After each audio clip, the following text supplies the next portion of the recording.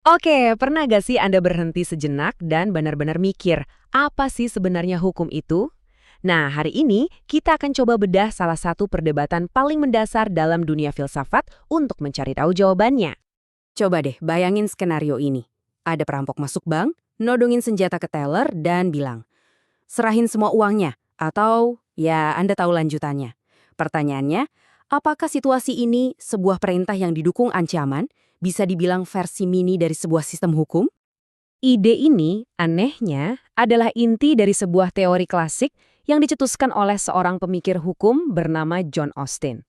Menurut dia, hukum itu pada dasarnya ya sesederhana itu.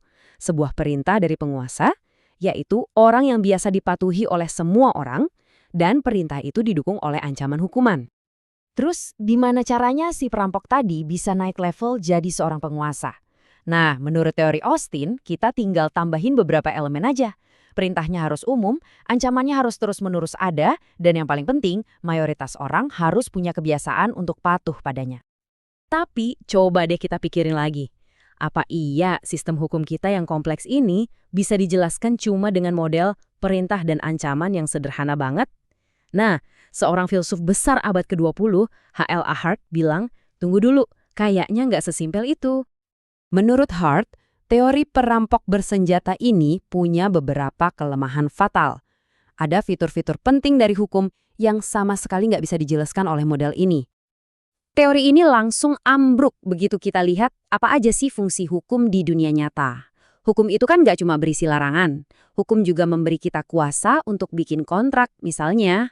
Terus, gimana teori ini menjelaskan kenapa hukum dari raja yang udah lama wafat masih tetap berlaku?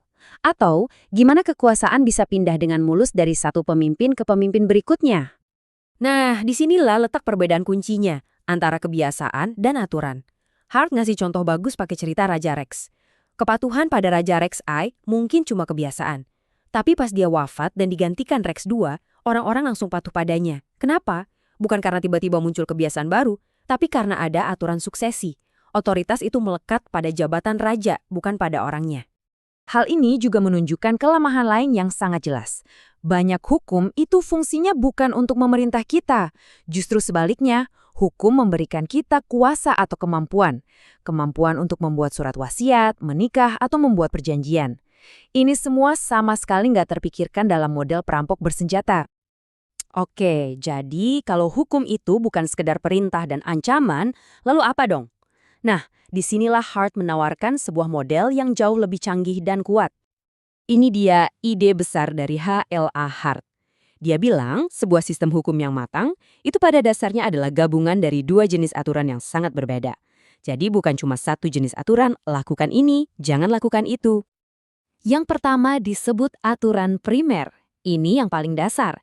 Isinya adalah aturan-aturan yang mengatur perilaku kita sehari-hari, seperti larangan mencuri, kewajiban berhenti di lampu merah, dan sebagainya. Semua masyarakat pasti punya aturan semacam ini. Tapi, nah ini kuncinya. Yang membedakan sistem hukum sejati dari sekedar kebiasaan adalah aturan sekunder. Gampangnya, ini adalah aturan tentang aturan. Aturan inilah yang mengatur bagaimana aturan-aturan primer itu sendiri bisa dibuat, diubah, dan ditegakkan. Ada 3 jenis aturan sekunder ini. Ada aturan pengakuan yang jadi patokan buat nentuin mana aturan yang sah dan mana yang bukan. Lalu ada aturan perubahan yang ngasih cara buat bikin atau hapus hukum. Dan terakhir, aturan adjudikasi yang ngasih wewenang ke hakim buat nyelesain sengketa. Ketiganya ini yang bikin sistem hukum jadi lengkap. Oke, teorinya Hart ini kedengarannya udah solid banget kan? Tapi, apakah ceritanya berhenti di sini? Apakah hukum itu cuma sistem cerdas yang terdiri dari aturan primer dan sekunder? Ternyata, perdebatan ini justru memicu pertanyaan yang lebih dalam lagi, yang membawa kita ke salah satu babak tergelak dalam sejarah manusia. Disinilah panggung perdebatan diramaikan oleh pemikir-pemikir lain seperti Lon Fuller dan Ronald Dworkin.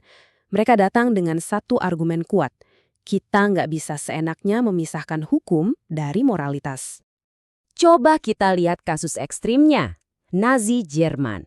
Rezim ini membuat hukum-hukum yang disahkan sesuai prosedur, tapi isinya sangat tindak bermoral dan jahat.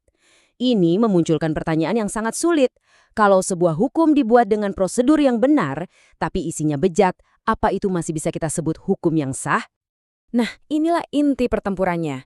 Di satu kubu, Hart dan para positivis hukum bilang, pertanyaan apa itu hukum dan apakah hukum itu adil adalah dua hal terpisah. Hukum yang tidak adil, ya tetap hukum. Tapi di kubu lain, Fuller, Dworkin, dan para penganut hukum kodrat berargumen, keduanya tidak bisa dipisahkan. Sistem yang secara fundamental melanggar moralitas, pada dasarnya bukanlah sistem hukum sama sekali. Fuller bahkan punya konsep yang disebut moralitas internal hukum. Dia bilang supaya bisa berfungsi, hukum harus memenuhi syarat-syarat moral dasar.